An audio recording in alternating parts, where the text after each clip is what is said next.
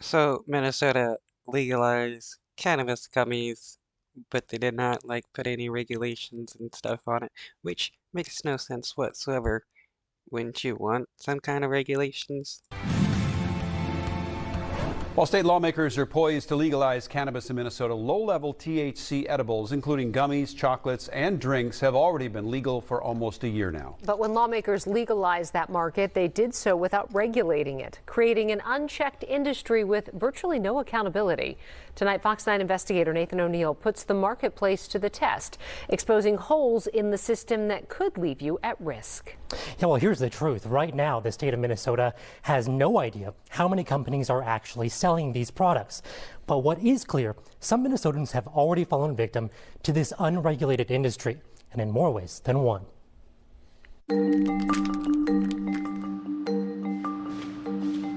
It's the precursor to marijuana in Minnesota. You had no idea what was in it? No. An unregulated industry of THC products with no rules, no constraints, and no accountability. It's the Wild West. The Fox 9 investigators giving you an undercover look at Minnesota's THC marketplace. Not all products are what they say they are. And what you need to know before grabbing edibles off the shelves.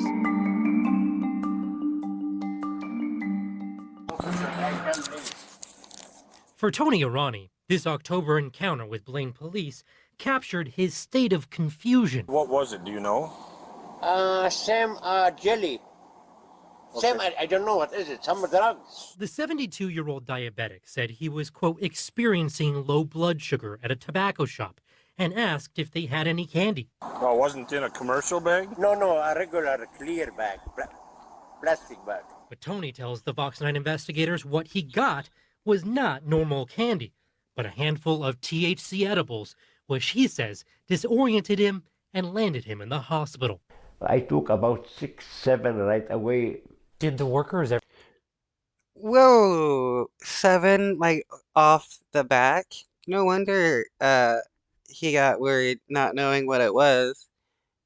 But why is the tobacco shop just like handing out like edibles like it's just regular candy?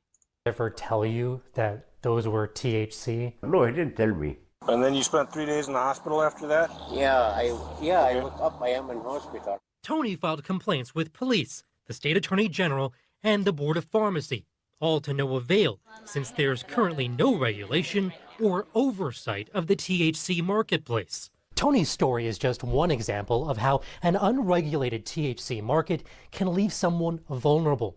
But there are some other major concerns, including a lack of testing. You see, each edible is only supposed to contain a very small amount of THC, which is the psychoactive ingredient found in cannabis.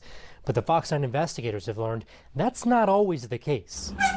To truly understand the state of the market and what's currently for sale on Minnesota shelves, the Fox 9 investigators checked out a handful of Twin City area shops that sell low-level hemp-derived THC products.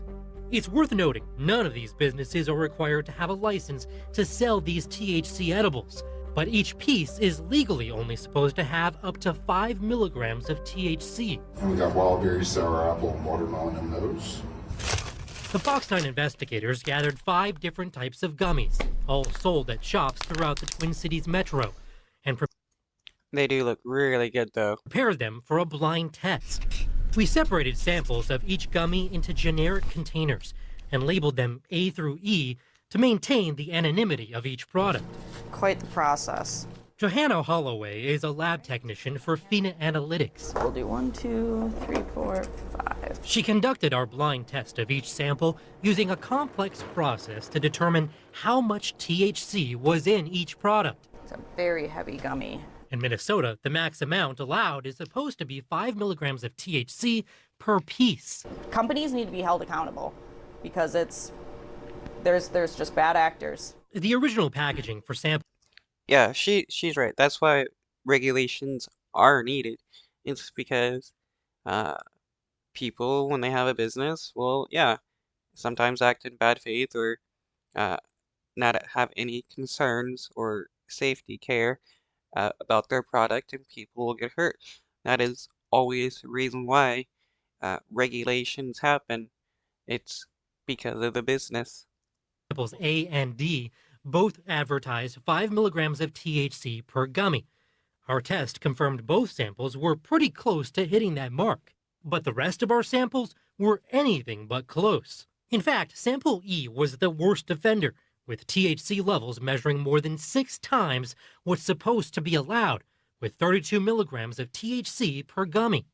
Whoa, 32 milligrams. That's a decent bit. So this product not only was lying about what it was actually selling, Yes, but it also goes beyond the scope of the law.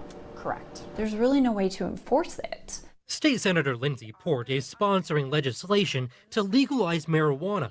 Her bill would also establish new regulations and create an oversight agency for the existing low-dose THC market. It is not regulated and safe. We cannot guarantee what is in that, what the levels are, and that is really one of my biggest arguments for legalizing is we need a regulated, tested industry that puts out a product that is safe. Over the past Yeah, just like any product out there, it is better off if it's legalized and regulated so that the products are safe, they're tested, and there is, on the black market, there is increased crime around, illegal items.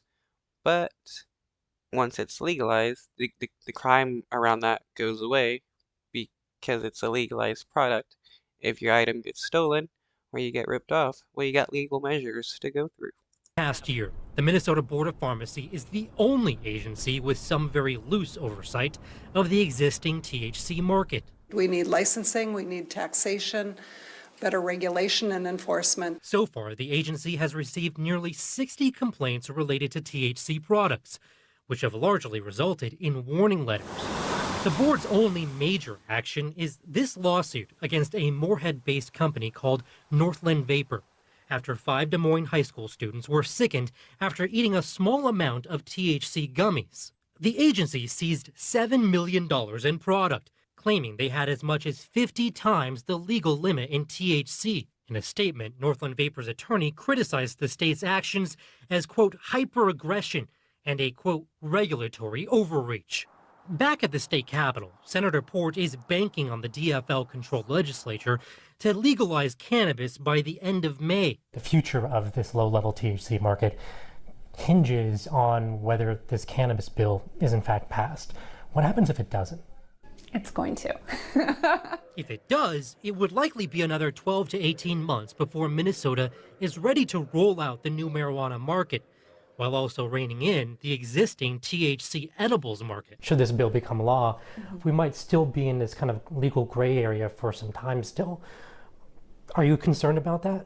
I am working as hard as I can to shrink that gray area. We've been talking with folks who do testing. We don't have capacity in Minnesota right now is part of the problem. We don't really have the testing infrastructure because we have such a small medical marijuana program that really we need to scale that up. And my goal is to have really strong testing options for folks up within 60 days. I think that is really critical. As for Tony, he hopes stirring up enough attention to his experience will also convince others of the pressing need for accountability. Supposed to be some rules.